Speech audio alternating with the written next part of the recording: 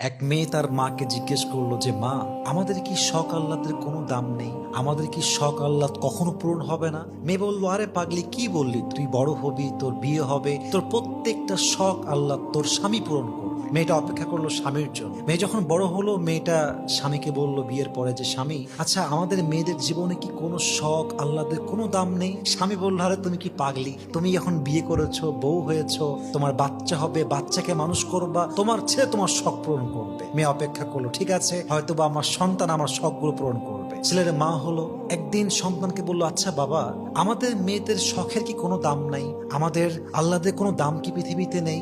সন্তান বলছে, মা তোমার কি মাথা খারাপ? তোমার বয়স হয়ে গিয়েছে, তোমার এক পা কবরে ঢুকে গিয়েছে, তুমি এখন আল্লাহ বিল্লাহ করবা, কবরের ফিকির করবা। তখন মেয়েটা বুঝতে পারলো যে আসলে পৃথিবীতে নারীদের শখ বলতে কিছু নেই। পৃথিবীটা নারীদের আহ্লাদ পূরণের জায়গা নয়। নারীদের প্রথম এবং শেষ ঘর কবর ছাড়া আর কিছুই হতে পারে না। ঠিক কিনা বলেন?